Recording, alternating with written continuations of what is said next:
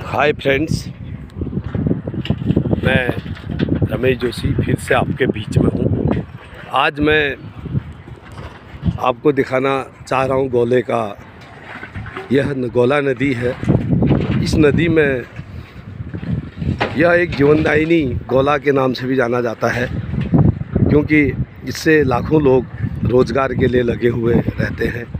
Sir, इस नदी में 7,500 गाड़ियाँ अपने रोज़गार के लिए लगी रहती हैं। ये देखिए, आपको मैं गाड़ियाँ दिखाता हूँ। कुछ साल से यह नदी उपेक्षा का शिकार हो गई है। मैं आपको बताऊं, पूर्व में यहाँ जो वज़न आता था 108 कुंटल एक गाड़ी निकालती थी, और 108 कुंटल के बाद जो वज़न आता था उसके दूसरे दिन उन गाड़ियों की निकासी बंद हो जाती थी। लेकिन वर्तमान सरकार ने और वर्तमान वन विभाग ने इसमें पूंजीपति लोग जो स्टोन क्रशर वाले हैं, उनसे मोटी रकम खाकर इस नदी का सत्यानाश कर दिया है। आज इस नदी के ये हाल है। यहाँ पर 108 कुंटल की जगह पर 140 कुंटल वज़न इन गाड़ियों में ले जाया जाता है, जिससे कि स्टोन क्रशर का पेट भर जाए, गाड़ी वालों का जो रेट है वह कम मिले, लेबर की भराई कम मिले, लेकिन पूंजीपति लोगों का भला हो। यह सरकार की सोच है, यह वन निगम की सोच है। इन्होंने इस बार बेतहाशा जो गाड़ियों में वज़न की वृद्धि की, उससे गाड़ियों में नुकसान के साथ साथ लेबर पर जो है सीधा असर पड़ रहा है। देखिए, यहाँ पर इस तरीके से लेबर हमारे काम करती है। ये देखो, ये सब बिहार, झारखंड, यूपी और अन्य जगहों से, अन्य राज्यों से यहाँ पर काम करने के लिए आते हैं। ये देखिए, सामने अपने बच्चों को इस तरीके से यहाँ पर रखते हैं। बच्चे वहाँ खेल लगे रहते हैं और ये लोग काम करते हैं। तो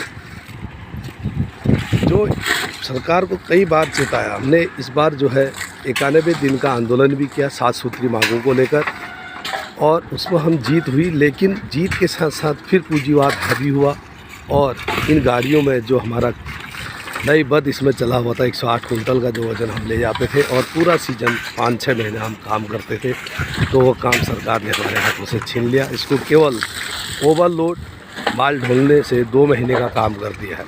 तो जिससे 2 महीने के लिए यहाँ पर लेबर भी नहीं आ पाती 2 महीने के काम के लिए, और इस बार जो है लेबर काफ़ी परेशान है, और क्योंकि लेबर को ज़्यादा माल भरना पड़ रहा है। तो मैंने सरकार से, हम लोगों ने, हमारी गोला खनन संघर्ष समिति ने जो है कई बार सरकार से गुहार की, जिलाधिकारी महोदय से लेकर बड़े आला अधिकारियों से, बड़े क्षेत्रीय विधायक से, जब जो यहाँ पर डबल इंजन की सरकार है उनको चेताने का काम किया कि भैया ओवरलोड बंद कर दो, लेकिन सरकार के कान में रुई लगी है, और सरकार के जो आला अधिकारी हैं वह अपने शासन में मस्त हैं, वो नहीं सुनते हैं। वह पूंजीवाद के नीचे दबे हुए हैं, वह स्टोन क्रशरों में दबे हुए हैं, वह उनकी सुनते हैं, और मजदूर और गरीब वाहन मालिकों की नहीं सुनते। तो मैं आपको एक कोशिश गोला नदी की दिखाना चाह रहा हूँ कि इस तरीके से यहाँ पर काम होता है, और यह काम जो है ईमानदारी का काम है। गाड़ी वाला अपना टैक्स, फिटनेस, इंश्योरेंस करता है, और एक ईमानदारी से इन गाड़ियों को चलाता है, और जो है ईमानदार मेहनत मजदूरी वाले लोग इस गोला जो जीवनदायिनी है। देखो, यह देवभूमि है। देवभूमि में सभी लोगों को रोज़गार मिलता है। कई जगहों से यहाँ पर, कई राज्यों से लोग यहाँ पर काम करने आते हैं। लेकिन मेरी सरकार से पुनः निवेदन है, और सरकारी अधिकारियों से जो हमारी बातों को सुन रहे हैं उनसे निवेदन है कि इस देवभूमि में जिस तरीके से यहाँ के अधिकारी एक द्वितीय श्रेणी का कर्मचारी आज क्लास 1 अधिकारी बन गए हैं, उनकी इस देवभूमि की कृपा रही है। लेकिन इस तरीके के कारोबार आप लोग यहाँ बाधित न करें। इस गोला नदी को सुचारू रूप से चलने दें, मंडल लोग का काम करने दें, ईमानदारी करने दें।